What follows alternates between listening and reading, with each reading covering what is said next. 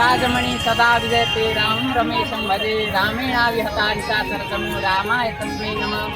रामान्नास्ति परायणं परतरं रामस्य दासोऽस्म्यहं रामे चित्तलया सदा भवति हो राम मामुद्धर।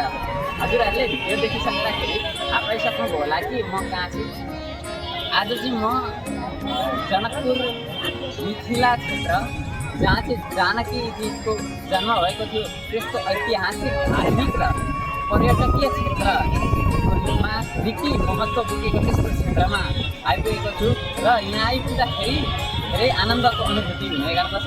विशेष गरेर यसको इतिहासलाई हेर्ने हो भने यो चाहिँ द्वापर युगमा नेपालको नाम मिथिला थियो। त्यस बेला नेपालका राजा जनक हुनुहुन्थ्यो। उहाँले यहीँ बसेर चाहिँ पुरा काजको कार्यहरू गर्नुहुन्थ्यो र उहाँले यस्तो कार्य गर्नुहुन्थ्यो कि भगवान् श्रीकृष्णले पनि भगवत गीतामा ब्रह्मण्यैव हि संसिद्धि मास्तिता जनकादय भनेर जनकजीको उदाहरण दिनुभएको छ। जबकि श्रीमद् भगवत गीतामा अरू कसैको पनि उदाहरण दिएको छैन, तर जनक राजाको उदाहरण दिएको छ। योबाट हामी प्रष्ट बुझ्न सक्छौँ कि हाम्रो नेपालमा कस्ता शासकहरू हुनुहुन्थ्यो, कस्ता राजाहरू हुनुहुन्थ्यो।